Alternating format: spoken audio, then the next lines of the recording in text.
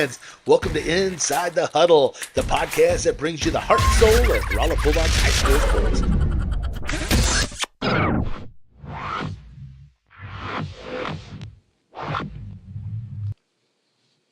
All right, everyone. Welcome to Inside the Huddle, brought to you by Romo Athletics and powered by our title sponsor, Phelps County Bank.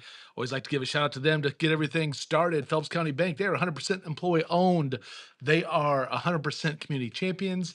MyPCB.com. You can go find out more about them. Again, they're bankers by day and they are Bulldog fans by night. Again, appreciate having them on our episode here.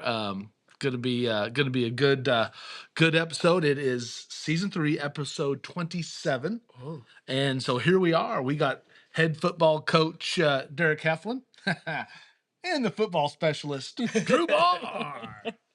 Hey, did you notice at the Powder Puff game, Ethan did that too? He kind of pulled it out there like the Drew Bahr. Yeah. He gave you one of those too. Yeah, Drew did a good job at the Powder Puff game. He led the seniors and you guys won? Yes, I'm not the one who was good, better than that. Yeah. I'm ready to make it go out. I mean, a couple girls. I make it go out.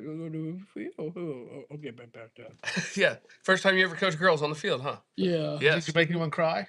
No, That's good. No. That's good. You didn't cry, did you? No. Okay. Wait, did you make Easton cry because you had to correct him on how he was coaching? Hey, Ethan, how you know how to do it? I made a head coach job. Yes, I'm buying nails. But said a good job a year on that. Yeah. Other way, come down here. Said, good job to do it. You did a good job being there. Do it. Yeah, you were. Yeah, I told you you did a good job. Yeah. Everybody saw you did a good job. Yeah, it was good. You did a good job being the head coach of Powder Puff game. So 40-30 was the score. Yeah. 40-30. Seniors won. Okay, before we jump on that, what team meal tonight? Dickie's provided the meat, and then the quarterback club provided the sides, and as always, Sonic provided the water. And then I wanted to give a big shout out to Pace Plumbing. They have provided food for us for every away game, and they're doing it again tomorrow. So we really appreciate them too. You know, we have a great community that gets behind our kids and helps us, feed a bunch of kids a bunch of times and do a lot of things, and we really appreciate it. That's cool. Yeah, I had been seeing that they'd provided that on the day Yes. the day of the game. So that's always cool to have that. And man, when we think about having our community that's really involved, let's talk about Friday night. Again, an atypical homecoming activity, or as we talked before, the first game was supposed to be against Springfield Central. It got canceled right before season. Yeah. Found a replacement. Lighthouse Christian was supposed to come up. They had everybody hurt that day, so they canceled on us 3 weeks ahead of time. And then they ended up playing or they play this weekend, I guess, coming up. Yeah. So anyhow, had to scramble, and they put some stuff together. We had the annual Powder Puff game that was supposed to be taking place, I think, this Thursday. Or was it supposed to be tonight or the following week? I think the following. Yeah. It's usually kind of Right before Halloween. Somewhere there, right around the end of October, beginning of November. Yeah, so they had to pull this whole event up, which is a pretty big event. And it's, we talked about it last episode, is the junior girls versus the senior girls. Yep.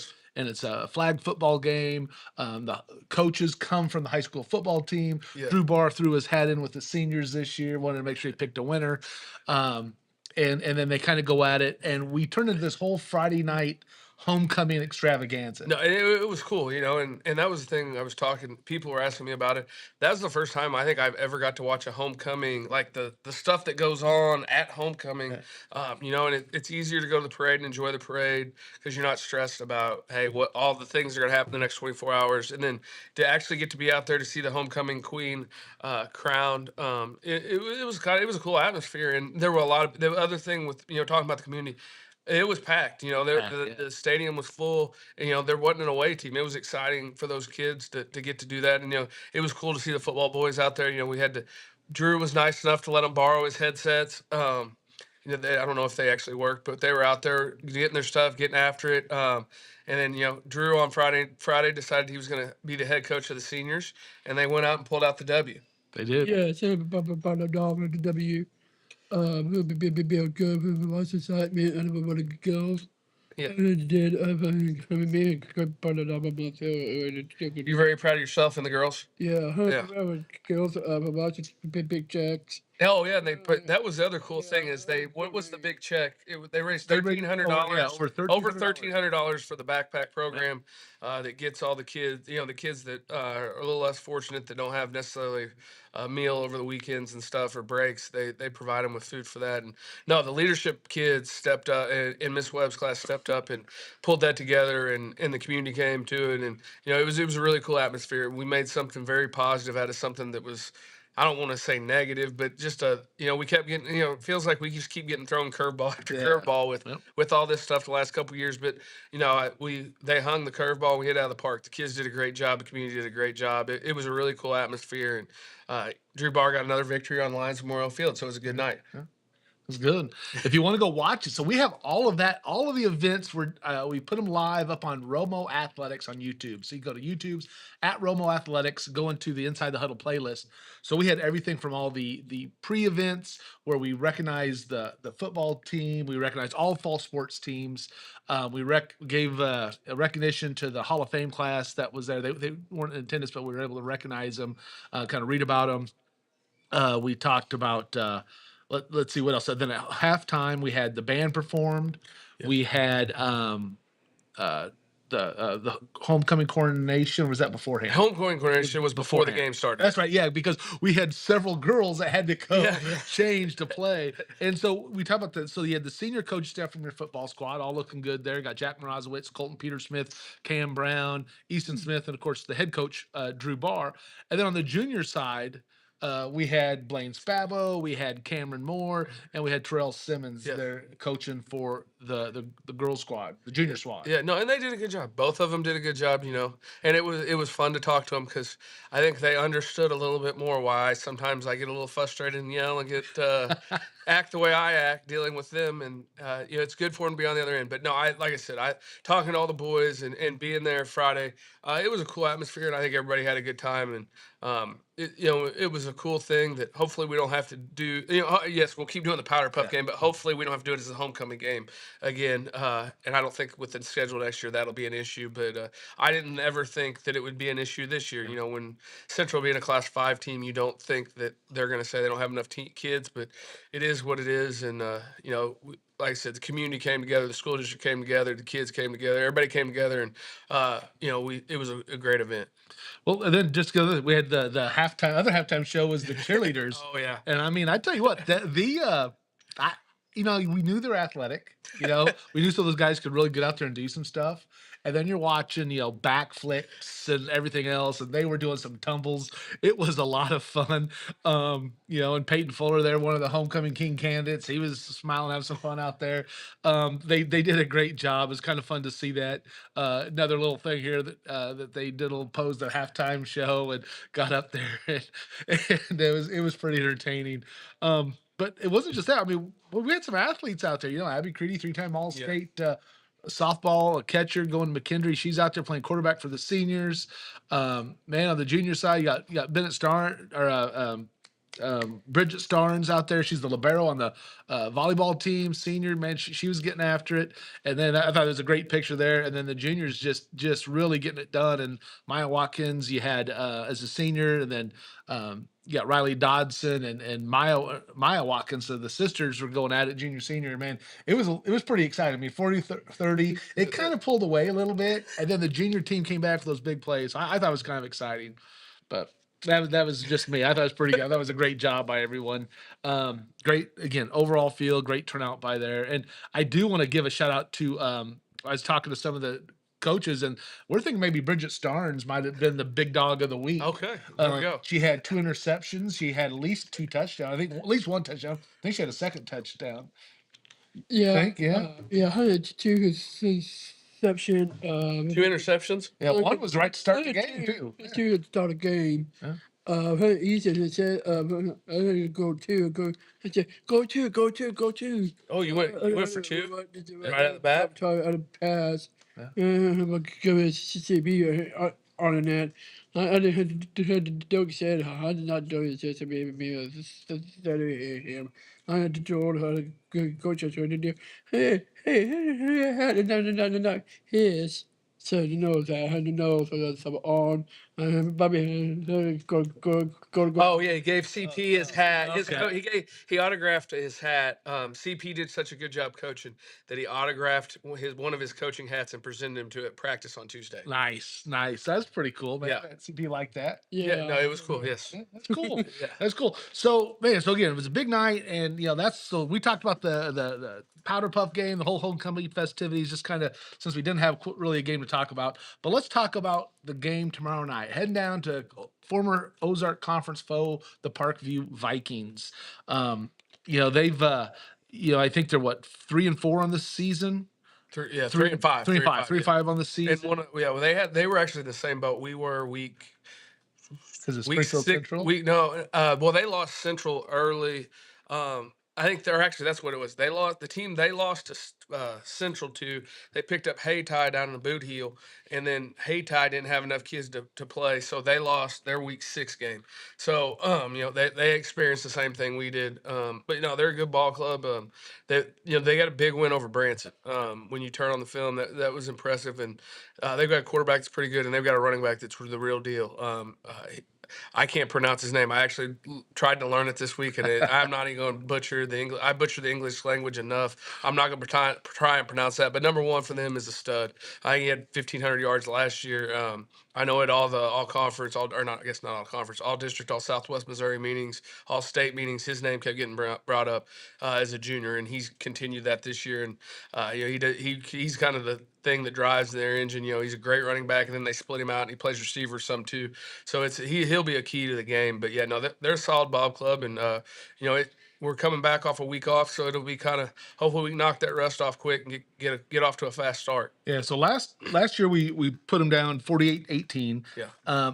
And again, that was the score didn't quite represent the game a little because the yardage was about the same. Actually, they had more yardage than we did.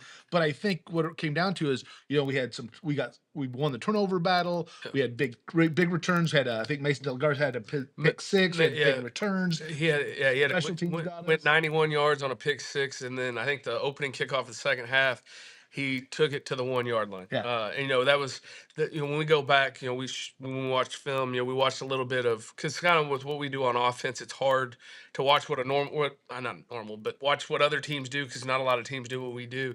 And we were watching it, and that was something the kids and the coaches were like, man, we forgot how good of a game Della Garza had, and he had a night for sure last year, and it'll be somebody. Hopefully, somebody steps up and fills those shoes this year. But yeah, it was early. They got up on us early, and then I think we scored 42 unanswered or something, and then they put a couple in at the end on the JV. But no, it was a good night last year. So hopefully we can get the same results this year. Yeah, I was looking at they did beat Hillcrest as one of their wins this year, 26-8, and then I was looking at some of the other ones that they've had. We talked about Branson, and then they got the forfeit. So, Yeah. And again, Haytie's another small school, kind of been in the same situation that we were dealing with too, with the probably Class 1 school, I imagine. But you look at that, and Marshfield. They lost to Marshfield 6-7. Marshfield only has 3 wins on the season, but Marshfield struggled with Hillcrest. So it'll be interesting to say. Like you said, the running back solid. His quarterback is it Otto? Is he the one that was quarterback last year? Same quarterback as last year. So again, it was a nice quarterback, did his thing. But yeah, it's going to be an interesting. But you got everybody back now. Yeah, that's hopefully. I know we're almost back to full strength. We still got a few kids with major injuries that are out, but hopefully Easton's got a brace, and he's looked good this week. So he might be on a pitch count, but he'll get out there and give it a go. Blaine's good. Blaine and Hammer are both back, and that'll be a big step in the right direction. I think last week it would have been kind of a game time decision with both of them, so it was a benefit for them to have that week off. Like we talked about last Friday, Tyler Ball got a lot of good experience, and we got Jack back under center a little bit last week too, and a little this week in case we get in that situation. Jack's got 2 career starts at quarterback under his belt as a sophomore, so we've got some depth there. We just got to keep trying to stay healthy, and like I said, this week off has been beneficial, but now we haven't played a football game in 14 days. So that's something new for these kids, and it'll be a new challenge. Not a day off of school is another challenge. Well, there's a lot of challenges, Yeah. but this team's got to. We're going to step up. They're going to meet the expectations and do what they need to do to be successful. I feel like. Now, what about Jed Plank? Is he back? No, Jed's still back. His ankle is.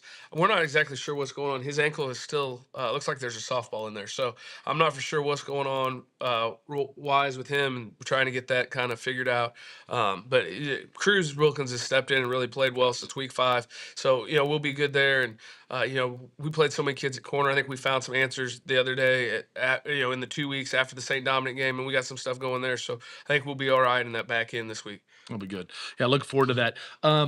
Before we get in, kind of wrapping up and looking at looking at some of the district action and some other things, just want to recognize again our sponsors, Phelps County Bank title sponsor.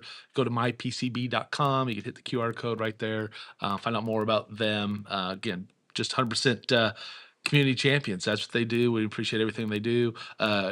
We got Ken Richardson's knives that again just massive artistic type display of what they're able to do, handcrafted knives and pins, just something really to take a look at. Visit their website there. Kobe Wand Skills Academy, buildings coming along, 2-time All-State Bulldog. Jackie Mrazowitz kind of heading up all the team meals here, but also does all the balloon decor backdrop rental. We'll be having her for senior signings will be coming up here in the next few weeks. So yeah, it'll be, I guess, next month. It'll be 2-3 weeks. Yeah, it'll be about 6-7, right? You did a good job on that Marshfield score. I was waiting for the 6-7 joke. I did not. You pulled through. You almost got it. Got through the whole thing without the 6-7 joke. I was waiting for it. I tell you, I was kind of getting a little bit old now. Ethan pulled it out the other night. I noticed when he was doing the announcement of the Powder Puff game. So I did not even think about that till now. When as soon as you said that, I'm like, oh, I remember that one. Should have done it. Brian Clark over at Price Chopper doing our big dog. Always appreciate that. JP Maxwell did not have a season ticket show this week, but we will be back on the air Tuesday, 5 to 6. We'll be wrapping up and talking about some of the Bulldogs, minors, kind of exciting stuff going on there. Appreciate all of that. So again, heading to districts after Parkview, which will be Halloween 31st. We'll be hosting Washington. Looks like it's pretty all locked in. That one is up in the air. That was actually there. I made a phone call, or was talking to I was there for a long time, and I texted the guy's defense coordinator to see about trading film, and he said to wait. They play if it comes down to how their game this week and Parkway South game week go. If Washington wins, we'll play Washington. If Washington loses and Parkway South wins, I think we will play Parkway South because I've actually been in contact with their coach too. It really comes down to what those other teams do, but it's locked in. We're hosting for sure. So, I've watched a little bit of both of them, but we haven't done a deep dive, so I can't make a prediction on what's going to happen either way. But it's going to be one of those two. I had thought for a long time it was kind of for sure going to be Washington, and Parkway South beat Melville Friday night and kind of close that gap. But we've pulled away far enough. We will for sure get to host week 10. Yeah, so we're in that 4th spot at 4-4. Kirkwood's sitting on top right now at 6-1. Eureka 6-2, along with Rockwood Summit at 6-2, but they're in 3rd based off points. And Kirkwood would stay. I think the top 4 is basically set because Kirkwood, Eureka, and Rockwood Summit have all played each other, and based off of there's a rule with Misha is if it comes down to head, even if somehow Eureka would bump Kirkwood in points, Kirkwood beat Eureka head to head, so they would stay there, and then Eureka beat Rockwood Summit head to head. So it is great that we have this because when I listen to coaches in other sports talk about having to go to a seating meeting and it coming down to sometimes a popularity contest, there is no popularity in this. This becomes advanced calculus for somebody that wears gym shorts and a whistle and teaches PE. I could sit here and explain it all, but the top 4 set comes down to, we'll find out tomorrow on the drive home if we're going to get ready for the Blue Jays or we're going to get ready for the Patriots. So, Coach, what's keys to victory tomorrow night You against know, the Parkview the Vikings? biggest thing is limit the big plays, and keep one in check defensively, and offensively just kind of get back in our groove. Finish drives. Yeah, that's been the biggest thing. I think Yeah. all year we've put together things and moved the ball and done well, but we got to finish drives. If we can get to the point where we against St. Dominic, we finished with 1 punt. And the good thing, what I was always taught was every drive should end a kick, whether it's a punt, a field goal, or a kickoff. We need to put the ball in the end zone, and we got to finish drives. And if we can finish drives and contain one, I think we will have a good night. That sounds good. So, last question. Halloween's coming up. I don't know. Can you eat peanuts? Yeah, I can eat peanuts. Okay. I'm peanuts. Yeah. Okay, so just want to make sure. So Reese's has come up, with all the decorative yeah. type different shapes. So, what is your favorite? Put them in order of the Easter egg, the pumpkin or bat. I think they go back and forth on the Halloween one. The I think it's a Christmas tree is one that they'll do, Yeah. or just the regular one. Which one do you? What's the grade? Which one's the best one? The Easter bunny shaped one, Okay. I think is good. What you can Europe can't. You eat are- way more. Yeah. No, you don't want to announce it, but you eat way more candy than I do. So, Easter, Christmas, I Halloween, or the regular Reese's peanut butter cup? over downtown, trick or treat kids out, watch it downtown. yeah, they, Move kids, on, yeah, don't avoid the question. Which one do you like? Which one do you go to? We're going to Reese Cup first time, and he pick out his stinker. You like Snickers too? You like Snickers? Oh, yeah. Okay, so on the Reese's cup, the Reese's ones that are Cup, shaped like the Christmas tree, or like the Easter egg, or like the pumpkin one. Which Yeah. one do you think? Does one of them taste better than the other? Take the actual one, Bobby You like the regular Easy. Yeah. Bobby Christmas, coming up, just December. Yeah. No. And But doing that about that. It's a Halloween on her man posted on right now. yes, yeah, we're on so you're going Halloween because that's what's right now. You going Halloween? Yeah. He eats them all so fast it doesn't matter if there's candy It's going somewhere. down. Drew will show up with. Oh, we're not, I'm not supposed to talk about how much candy. You eat. No, but No, he is not. I'm not going to No, defer he the is not question. eating candy. I'd go the Easter egg. The Easter bunny one I feel like is the best one.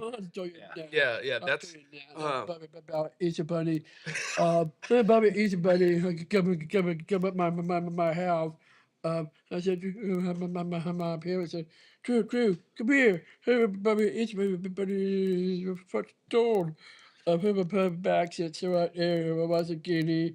Watching the games on that. the Easter bunny brings you candy every year. Yeah, nice. Man. I don't know what I'm I gonna did say. because I don't get candy anymore. Nice. You're nice to Man, him. That's where it yeah, is. they used to come to the house. They're kind of stopping that one. I think my wife looked at me and said, "Okay, that's probably." She made a phone call and said, "No more on the Easter bunnies." Yeah. All right, so we got it. So Drew's going with the Halloween one because he likes Halloween because it's closest. Coach and I are going with the Easter one because we think that's the one that gets you the best flavor. Yes. Definitely. All right.